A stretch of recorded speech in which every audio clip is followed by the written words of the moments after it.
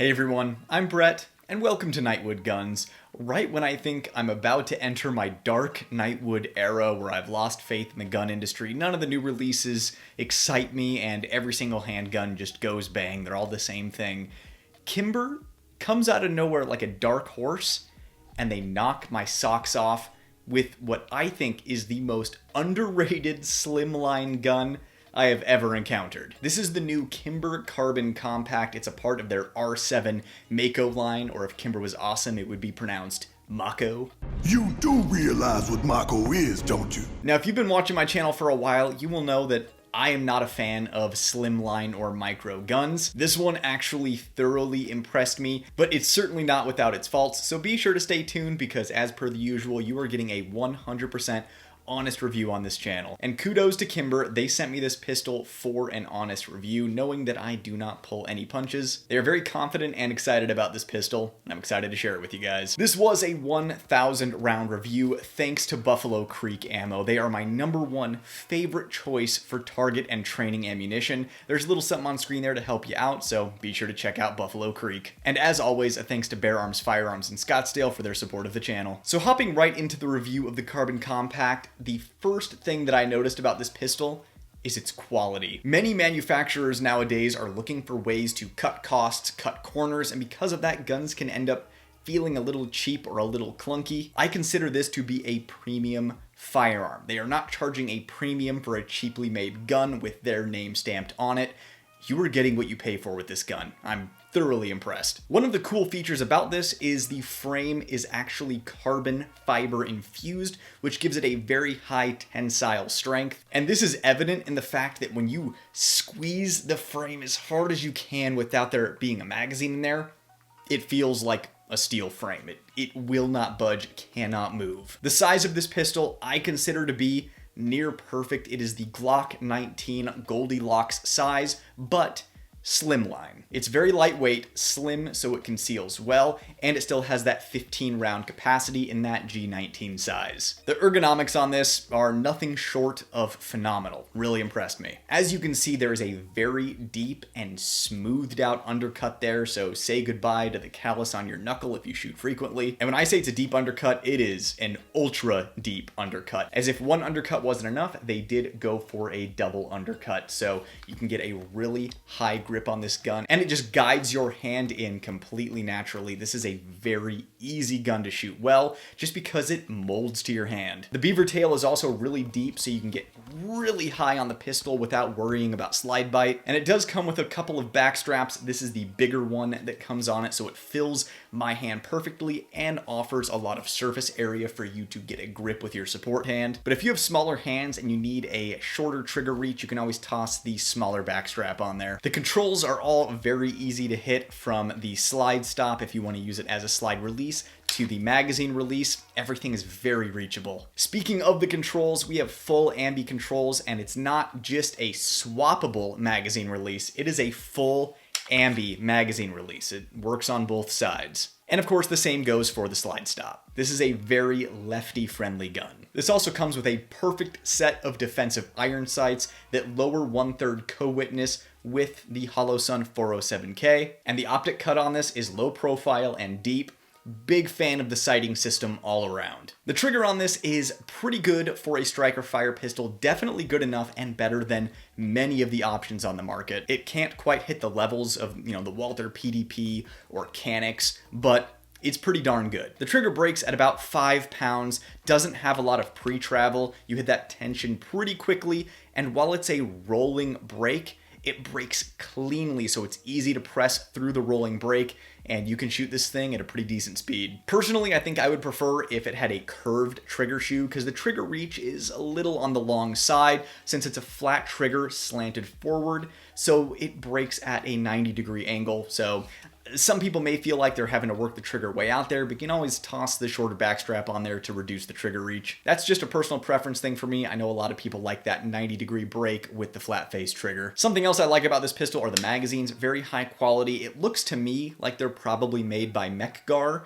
And if you know anything about pistols or magazines, you will know that they make some of the best mags in the world. I could be wrong on this, but to my experienced eye, that's my guess. The magazines are 15 rounds, and here it is compared to a Sig X-Macro magazine that holds 17 rounds, so you can see it is an appropriate length for its capacity. And I actually prefer the shorter 15 round magazine length to the 17 rounder on the X-Macro because grip length impacts printing under your shirt more than anything else, and this errs on the slightly shorter side. I also love the mag well on this pistol. It is really well designed to be low profile and act as a nice funnel to get your mags in there quickly, but more on the mag well a little later. Now, one of my favorite things about this gun that I could not wait to gush about is the grip texture. Finally, another company does it well, if not near perfectly. So the grip texture on this against your skin when carrying is not so rough that it's gonna rub your little baby tummy raw, but when you bite into the grip, it is like sandpaper and sticks to your hand.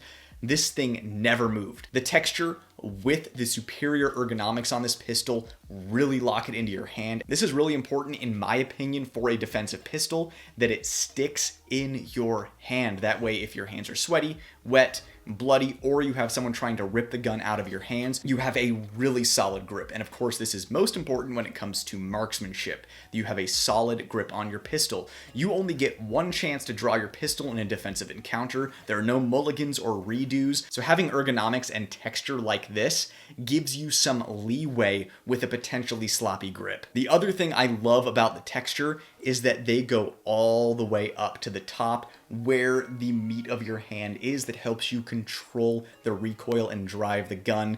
This is something I complain about with a lot of pistols. You can even see on the X-Macro here, it is not textured anywhere up here, which is a huge miss. Kimber clearly knows what's up because they went all the way up here, so you have superior control over the pistol. If that wasn't enough, they also added this, what I consider to be a perfect grip texture to their double undercut and the front of the trigger guard. I originally thought I was going to have a minor gripe that they didn't texture this area right here. I understand why it's dimpled, that way you can easily reach the magazine release, but there's no reason, at least in my mind, not to texture it unless they were afraid that maybe your thumb would get caught on the texture getting to the magazine release. I completely understand that thinking. Personally, I would prefer if it was textured, but on the range, I didn't even notice that it wasn't textured. It completely locked in with the texturing that goes all the way up around that dimple. And as if all of that wasn't enough, they even added textured thumb ledges to the pistol if you are someone who likes thumb ledges on your handguns. Some other things worth mentioning, this model in particular is optic ready, comes with the hollow sun already mounted, and it comes with a threaded barrel. This is, I think, the most expensive configuration of this pistol. Comes in at about 1K, but I'm pretty sure these things without the threaded barrel, without the hollow sun mounted, start around the 700 clams mark, you see? This also came with a really nice soft case and 3 15-round mags total. And I almost forgot, it's almost too obvious I forgot it. It does have an accessory rail on there if you want to toss a light on. Now it's time to hop into the two most important things when talking about a defensive pistol: shooting performance and reliability. So I thought this was going to be a snappy pistol because it is a slimline gun, and slimline guns are just snappier than normal guns. There's always a trade-off, and physics is gonna do what it's gonna do. But for a slimline gun, this thing is surprisingly soft shooting. It is perfectly sprung. Return to zero is very fast. This thing can be run effortlessly at a defensive cadence. Shooting performance, really impressive for a slimline gun. In fact, I would argue this is the best shooting, non-comped, non-ported slimline gun on the market. No cap. Kimber has entered their chef stage. They are cooking. This is a pistol that would make a true Sigma turn down the goon cave for life. How do you do, fellow kids? What? And of course, most importantly, this gun was 100% reliable through my 1,000 round review. Not even the hint of a hiccup, even with my defensive Federal HST 124 plus P hollow point ammunition. This thing was boringly reliable, but a blast to shoot, which is a great combo for a carry gun. I also noticed, not you, but you are not subscribed to the channel, so make sure you hit that button. It's the best free way to support the channel. If you'd like to further support the channel, I have a bunch of juicy links in the description down below, including my Patreon. Very grateful for my patrons. You guys are the co-producers of the channel.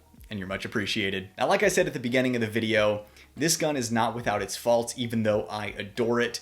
It's got a few flaws, so let's jump into them. Now, the first couple of cons revolve around the magwell. Now, I love this magwell. Like I said, it's a great funnel, and it even acts as a great leverage point that just amplifies the perfect ergonomics on this pistol. But they do not make extensions for magazines or extended mags in general, and because of that, all their mags fit flush in the magwell. And I notice sometimes when reloading this thing, I'll reload it and it doesn't really make a strong click. And I kind of have this thought, did the magazine fully seat? Now, it always did, but my hand is always slapping the magwell with the flush mag, and it kind of leads to a little bit of doubt. They also have a couple of cutouts in the magwell, normally there so you can strip out a stuck magazine if you need to. But with the way the flush base pad is on the mag, you can't even use it. Your fingers just slip right off. So if it were me, I would just delete those. It kind of just leads to some sharp corners that with the flush base pad can kind of poke your hand. If they're not going to delete them, then they probably have to go a little deeper with them so that you can actually strip the mag if need be. Right now, the best place to strip the mag is from the back, so don't even need the cutouts. The biggest takeaway from this is please make magazine extensions or extended mags. The next con is a bit of a nitpick. I'd like to see the serrations go all the way up to the top of the slide, because as it sits, if you reach over the top to rack it, there's just a smooth spot on the top. So you really have to reach all the way over to grab the serrations. If you go to quickly rack it, you can just hit smooth metal. This is also kind of a weird one. There is a sharp spot on the front of the magazine. It's this little lip right here. When you're loading magazines or maybe in a hurry to reload, you can actually slice your finger open on that little nub that sticks out. It's got sharp corners on there. So if this has to be on the mag to lock into the gun, I'd like to see maybe it filed down or rounded off a little bit, because right now it can slice you open if you're moving fast. And I'm not kidding, as far as the pistol itself goes, those are my cons, those are my downsides. And they are really nitpicky. That's how near perfect this gun is. But my biggest con isn't so much about the pistol itself, it's about holster availability. Now, I don't know if it's just because it's new, but right now, appendix carry holsters on the market are not really anywhere to be seen. Now, I saw that Blackpoint is making the behind the hip holsters for this. Those are my favorite behind the hip inside the waistband holsters, so kudos there. But this is just my advice to Kimber. If you want to see this gun take off among my demographic, you're gonna have to start talking to popular appendix carry holster companies, my favorite being Tier 1 Concealed. There's also TXC, ANR, T-Rex Arms, Tenacor, JM Custom Kydex, and I'm sure there are a bunch that I'm forgetting, but for me personally, I will only carry in a Tier 1 Concealed Axis Elite nowadays. It is just hands down my favorite holster, and that's almost more important to me than my favorite pistol. So if a hip and cool appendix carry or sidecar holster manufacturer picked up the Carbon Compact, I'd carry this thing, 100%. Now, these things always change, and this gun is brand new, so be sure to do a Google search on holsters for this to see what's available out there before you decide to make your purchase, because I'm sure there will be a lot more holsters in, a couple of weeks, a couple of months after this video goes live. But I 100% recommend this pistol. This might be my favorite slimline gun, and I always feel like slimline guns are compromises. This one does not feel like a compromise, and it has me excited to actually check out the R7 Mako, their smaller, more P365 sized pistol. This family of pistols definitely has my attention, but it makes me so excited to see Kimber innovating in our modern pistol market and actually getting me excited about handguns again. This truly feels like a premium carry option, and as someone who enjoys the finer luxuries in life, this is a breath of fresh air. Well, I hope you enjoyed today's video, everyone. It was great seeing you guys again. Thanks for bearing with me through my about 3-week hiatus. I definitely missed seeing you guys. I had some family health issues to deal with, and I had a lot of travel that backed right up to that. So bad timing all around, but it's good to be back. If you thought this was awesome, I have even more exciting things in the works. We're going to be ending 2024 with a bang here on Nightwood Guns. So I'll see you guys in the next video. I'm Brett, and this was Nightwood Guns. Nightwood out.